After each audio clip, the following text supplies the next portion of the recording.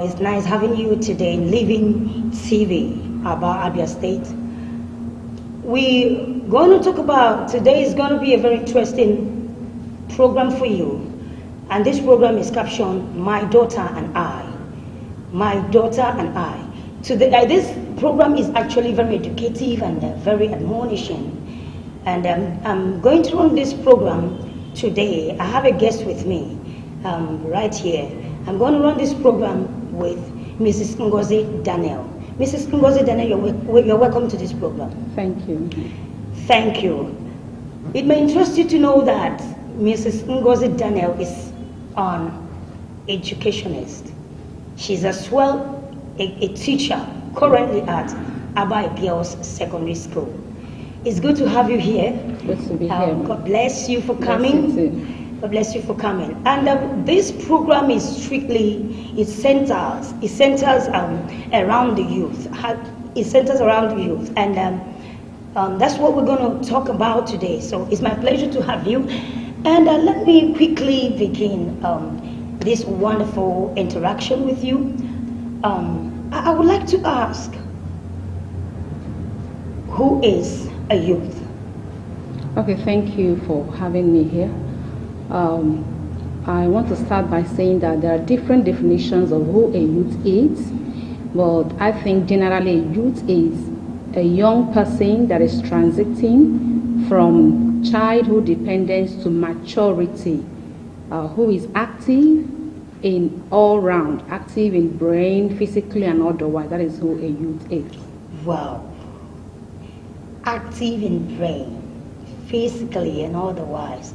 That's a very interesting definition of a youth, and I just love it.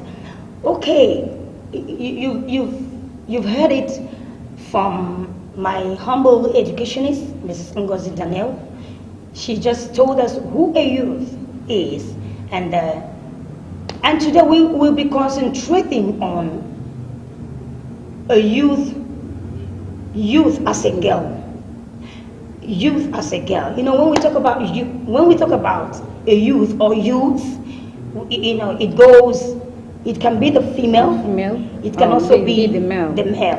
So, but at the moment we'll be dealing with Youth as a girl. Now, can you quickly let us know what importance is a youth girl is to his immediate family and to the society at large? Okay, the youth girl is a very important or vital person in our society, because a youth girl is someone that will grow up to become a mother or grow into womanhood. So she has greater parts to play in our society, even in our families. And when we talk about reproduction of fellow human being, it is the youth girl, you know, that will be able to, you know, work in that aspect. No other person, you know, will be able to do there. And when it has to do with the organization of the house and all that, you know, making sure the house is in order, the family is in order, taking care of the parents especially, it behooves the youth girl to handle that aspect. So they are a very vital aspect of the society that you cannot do without them. They are so important. Wow. Very interesting. Before you go over to what importance of a youth girl is to the society or to her community, I would like to ask, from what age can we say a girl is now a youth? Okay, like I said, when I started defining the youth, we said we can actually see, because we have different definitions. A psychologist will give you his own definition, a sociologist will give his own definition. Medically, they have different definitions. Even when it has to do with, in our country, Nigeria has their own definition of the age bracket of who a youth is, the same thing with other people outside the country. But then let's look at it. A youth girl, you know, the age bracket for a youth girl should be from age 15, even though 15 is still the teenage age under adolescence, okay. From 15 to 20 to 30 or 35. It all depends on who you term a youth, but it should be from that teenage age to 35 age. Oh, this is so interesting to know. And you know, before I got into asking you the age bracket of who a youth girl is, and there's this other part that I would like you to also have a way of elaborating more, the usefulness of a youth, the importance of a youth girl in the society, in her community, in her community and in the society at large. Okay, when you talked about the importance of a youth girl in the society, you know, it all depends on the aspects we are looking at it. Like I said before, they are very, very important, a part of the family, which, you know, people should look up to. You know, the youth girl is like a model that you should have. If maybe she is trained well, all these things depend on the training that is given to the child. Do you understand? So when you give a youth girl a proper training, she becomes a model to the other siblings in the home, especially if the person is the first daughter. Every other person looks up to her. Do you understand? To do things in the home. So, but when the child do not have a proper training, it becomes a problem. So, the training of a youth girl is important depending on the environment where the youth girl is grown up and all that, because she has a major part to play. Like I said, taking care of the family, in the environment where she is, the place she plays part, and then making sure that everybody is in peace and in unity. But that depends on the training that the child has received. Wow, that depends on the training that the child is receiving, or the youth girl is receiving from the parents in the family. So I think what you're trying to buttress here is that if a youth girl is being trained well, he becomes meaningful to the society. Exactly. The youth girl becomes useful to the society. Absolutely. The youth girl becomes someone to it becomes a pace setter, becomes a model, a trailblazer. Yeah. You know, the youth girl becomes someone who people can look up to. Like and become who they want to be. Let me just use the word, and fulfill purpose. This is very good to know. Okay, a youth girl is the one who certainly will need to have a good home training. That's good. So what you're implying here is, if a youth girl is being trained well, it will go a long way to affect what she does Exactly. daily. Yes. In her daily activities, the kind of friends she makes, in whatever thing she does. So it can, the training we give to a youth girl gives a positive or a negative impact to the society and also the family. Wow. Then what do you, having noted that, what do you also think that, what kind of relationship, what kind of relationship do you think a youth girl should keep?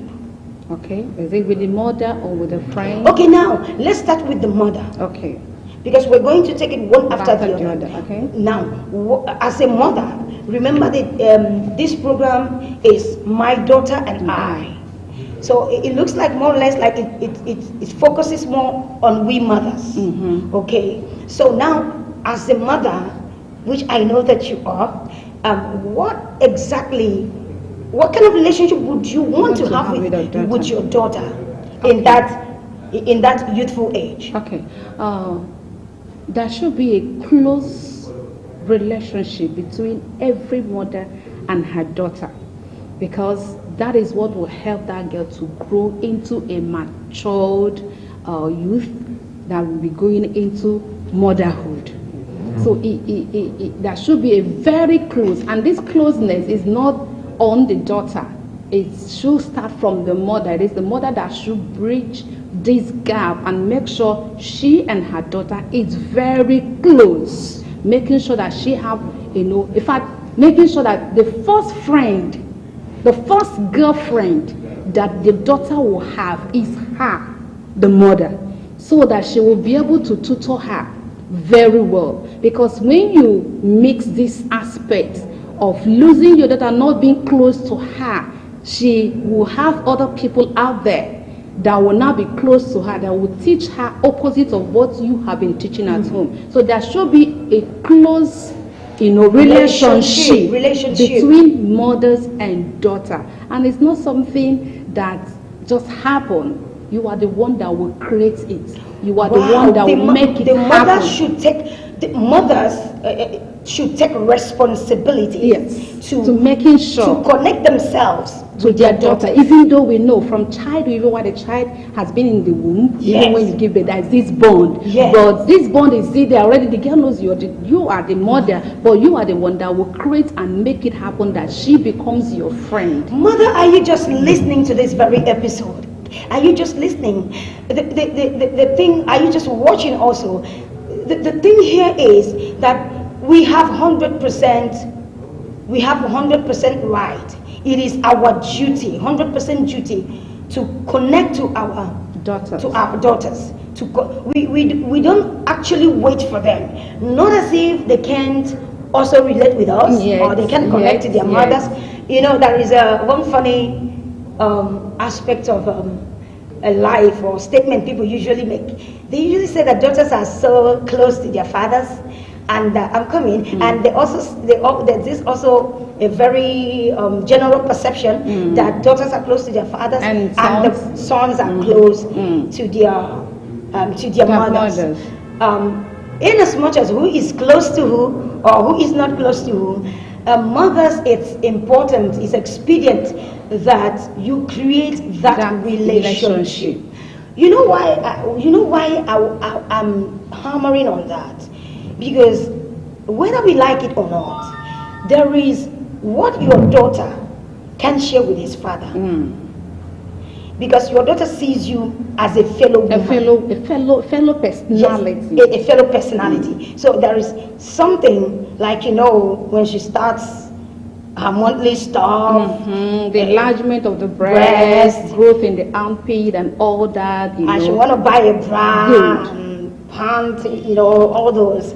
So sometimes they might be shy to go to their father and say, like, Father, I need a bra, stuff like that. So mothers, it's important that we embrace this duty. We need to embrace it like 110% and be the one to initiate this relationship. And I think if we do that, it's going to help us as a family. Like you say, yes, naturally, the assumption is true that daughters are always close to their fathers. So when we notice that the sons are always close to their mothers, so it now, it is not depend on you, the mother, to create that closeness, to make sure your daughter is more close to you. Naturally, we always say opposite attracts. So you see it even when you have a child, a girl child will always run to the father. He feels comfortable to talk to the father. So if you allow it like that, that relationship will not be there. So it's you that should, in fact, create that relationship with your daughter, even though he also, always run to the father. Wow, thank you so very much. This answers and this interaction is so interesting. Like it is something that every mother should know, that this relationship is in your hands to deliver. It's in your hands to deliver. At the moment, I'll be taking a break, and my name is Adeze Kankam Goswell. This is Living Television Aba. I will need you to stay with us until I'll be right back. Thank you.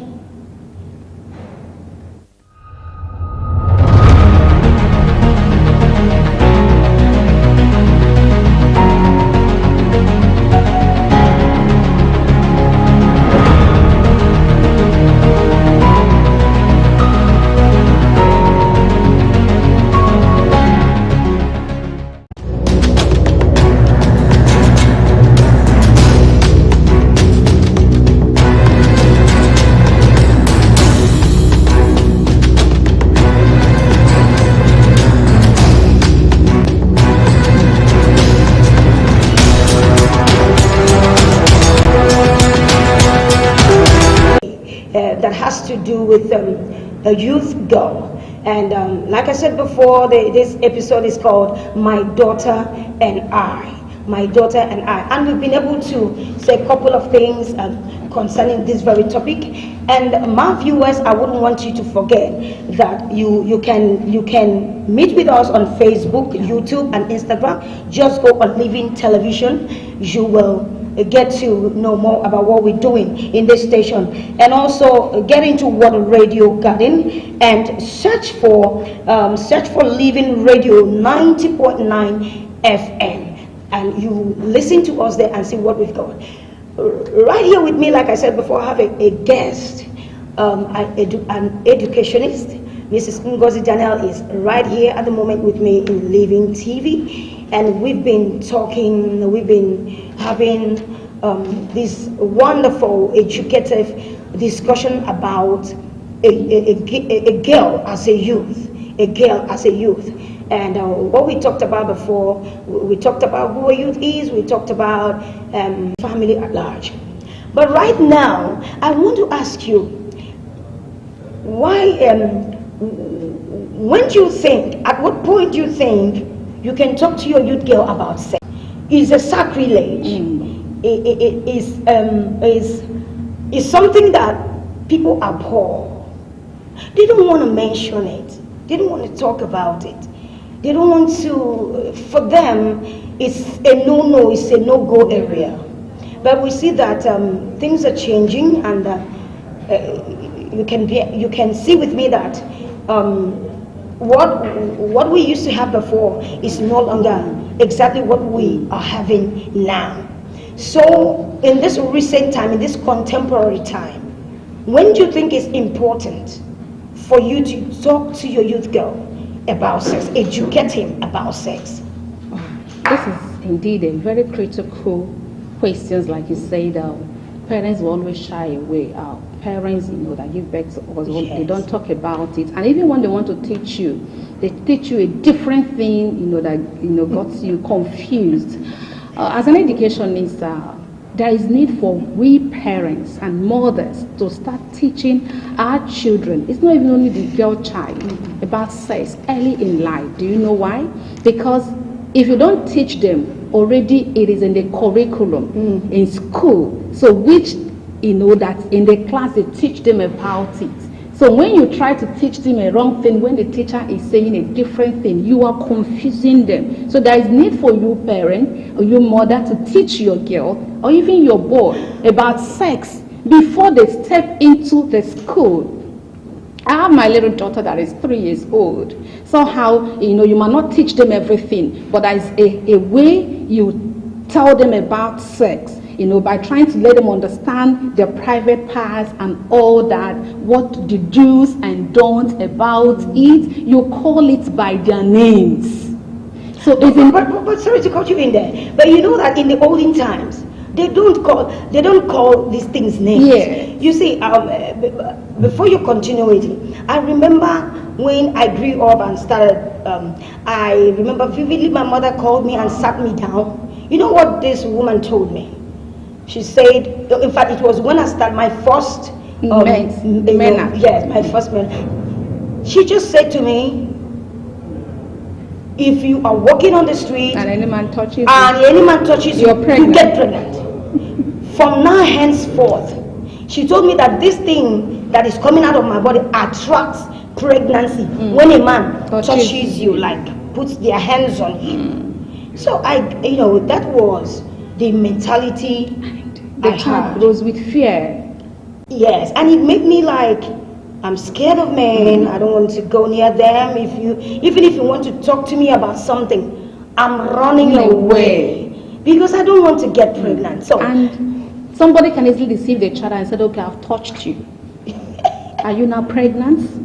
And when the child says he's not pregnant, then the other things cannot take place. Yes, so it will look to her like my mother lied to me.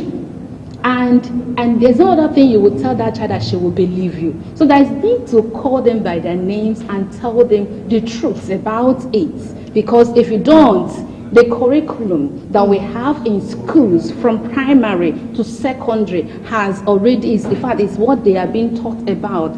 Do you understand? Yes. So there's need to start early. If you can, when the child is in nursery school, if in private schools, their basic one, like basic, when they say the child is in nursery 3, that means that child is already in basic 1. So there is need to start early in nursery if it's possible, but at least before that child steps into primary, let the child know everything about sex. Be open. Tell the child everything. So that child will not be easily deceived. That you say, we are in a digital world that even if you don't tell that child and the child has his phone, he can browse. Friends can, peers can, lead them into it, influence them into it. Yeah. So there is need for you to tell them, baby girl, see, immediately these things start coming out, immediately you start menstruating, you are now a woman. And then if a man sleeps with you, you get pregnant. Let the child know the truth. Then the child will be able to know how to condom, because no girl wants to be pregnant. If I teach them beyond that, let them know that it's not about sleeping. Do you understand? Yes. Teach them, if you, as a mother, you should be knowledgeable enough to guide your daughter. Some of them are even trying to influence them and tell them, you can use condom. Let them know that condom is not 100% safe. Yes. There is holes. There's holes. And it can break. Yes. And the child can take in. And even contact diseases. And contact diseases. So, in school, as I teach sometimes, it's not about touching. When I teach sometimes I make out time to teach these girls, because men are after them. When I talk about men, it's not only their fellow youth. You see older men that want to deceive them. So when they don't have the knowledge, sometimes, when you are teaching them and trying to explain to them, you not see how quiet they are. And when you teach them, tell them there's need for you to keep yourself till you marry. But then you have given them all the information they need to have. Yes. And then have the knowledge so that they'll be able to keep themselves. Abstain. You can control yourself. The emotions are there. Yes. That will, but then it's your duty to control yourself. Tell them everything. Also talk to them about libidos, how to... Everything. Yes. Everything about sex. Tell them the secret, the things they should know, even when a man is trying to arouse them and all that. Let them know how to control themselves. Tell them. Because, it's not about that. At least if you don't know what to tell them, there are so many of them that is going on with infections, STIs, HIVs. When you go to, they don't know. When they go to hospitals and all that, you see youthful girls, boys, girls that is taking these antiviral drugs because nobody told them, nobody taught them. So sometimes it's not their fault. That is why it's important that the mother should get. I'm beginning to grasp from what you're saying that a lot of youths have been victims of sicknesses and diseases because of lack of knowledge. Yes. Let me quote this scripture, Hosea 4:6. The Bible was talking about that my people perish because of. So a lot of them are in that mess because they lack knowledge. They were not being educated about the consequences of all this. So mothers out there, you're hearing it, and she's really hitting it hard here. She's really hitting it hard, and I know that you are taking notes of these things. It's very important. They are more than important. And having that relationship, I would like to also chip in that having a close relationship with your daughter as a mother is not just going to be an Indomie kind of relationship, whereby all you care is about what do you need, she eats, what you need. What are you putting on daily basis. Try to have a time with your daughter. Talk. Maybe the child is coming back from school. Good. A dialogue. How is school? What happened? Yes. What? Let the child open up. What happened? In your school today? Your teacher. Do you understand? Because it's possible that the person that is teaching your child is not knowledgeable about the sex of a thing. It might be a man and all that. In schools, I used to tell parents, personally, I don't like this issue of calling male teachers in some of the private school uncles. Some of them use it to victimize girls. Yes, I've had So you many- better tell them, This is your this is your teacher. It's your teacher, not It's your not uncle. related to you. It's not your uncle. So that the child will be careful. Yes, You know, I when know the that, teacher that is is not, asking, she has to know that this is not my mother's brother. or my father's brother. He's just my teacher. Okay. Hey, this is very good to know that it's not really encouraging to call your male teacher an uncle. He's Wow. a teacher. He's your teacher. Or you call him sir, or you call him Mr. Mr. Whatever name. Whatever name. He Maybe answers. Mr. Carlo, Mrs. Carlo, you know, that is their name. Beautiful. Okay, I would like to take this question before we proceed. If you look at the society right now, look at what is going on in the society. You know, sometimes when I hit the street, I see some of our daughters. Let me just use that word. Let me not refer her like a youth. Some of our daughters, when I see their dress code, I go nuts. I don't know. Sometimes I begin to think, is opening up the breast, opening up everywhere, is it really what it should be? Is it what makes people look at you like you're beautiful? So let me throw that straight question. Is being nude or half naked, is it a fashion? It's not a fashion. Like I said before, lack of knowledge is the problem we are having in this society. Then a lot of them, because of influence of their age mates, which is peer influence, that is why you see some of them do what they do. And then also it all depends on the family background where that child is coming from.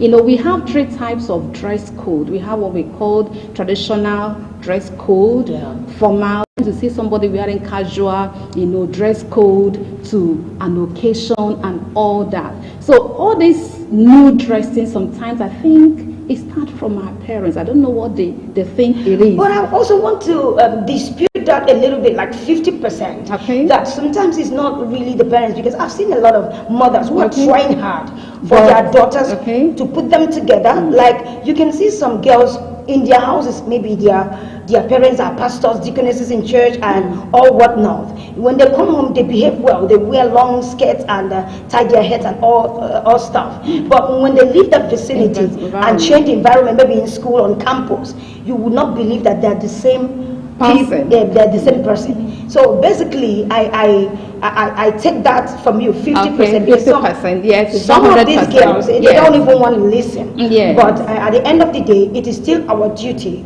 as mothers to teach them, to keep like teaching you them. said, they don't wear it before their parents. Yes. They don't wear it where people have known them. You see them when I was in school in ABSU. I see a lot of them. You know, you see them wear long gowns and wearing another. Immediately you see them in school, they stop all those decent dressing. You now see them with indecent dressing. The issue is that our generation are just following what their age mates, the trend. So they just want to. So for them, they don't know. They want to do what others are doing. They don't care about the consequence. They feel good. Why in school you not see them when you don't even dress like them? They see you as somebody that is a mumu. That's the word they use. You are mugu. You are not smart. You're not sharp. You're not following the trend. So that is the problem. But then, like I said, parents need to work harder. Monitor them, not only in the house, go to the school. I was almost trying to ask you that. I'm wrapping up with that question. Okay. It looks like you know what I'm about to ask. Like, what advice do you have for mothers, for parents out there, for their youth girl? I think I'm wrapping up with that question. Okay, I think the advice I have with them is training a girl child is a difficult task, but then you need to put all your energy and strength to train them, monitor them. Not only at home, go to their school. Even if they're in the university, go to their school, know who is their HOD, try to find out what your girl is doing there. Don't just leave them and think all you have done at home, you know, is fine now. Because when they know that mommy is always there, you know, it helps them. It puts them on check. It puts them on check. So but when you leave them, when they leave home, You are just waiting for them to come they back. are in disarray. You should know that environment will always have an effect on a child. Oh. So when they leave your environment and go to another environment, they have a trend. They want to follow the same trend. Thank you so much for being with us today, Mrs. Ngozi Daniel. Like I said before, this woman, my guest today is an educationist, and she is currently at Abaigers Secondary School. And you've heard everything that we've discussed here today, and I think it's good to behold. It's good to behold. You've heard it, mothers, that we need to focus more on our girl child, or our children that are female. We need to focus more on them. And there's a scripture in the Bible that says, "Train up a child the way he should grow, and when he grows, he will not. When he is old, he will not depart from it." I think that should be the watchword for every parent. Ensure that training is not just a wishy-washy thing. Yeah. You have to be strict sometimes. You have to put them, cuddle them with one hand and scold them with the other hand. Viewers, precious viewers, that is what we have for you today. Don't forget that this you are watching Living TV Aba. Like I said before, this program will be having it again next week, Tuesday, the same time, 3 p.m. Just tune your television and connect with us. Connect with us on Facebook, connect with us on Instagram, connect with us also on YouTube at Living Television.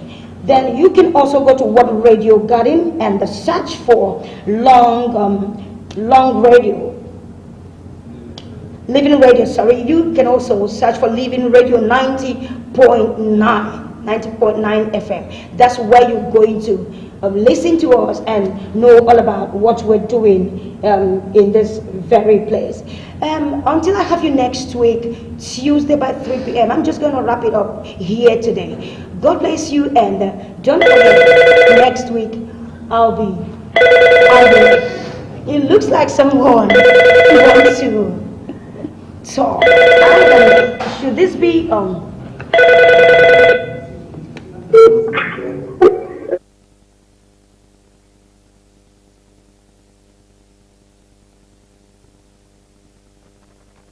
Thank you.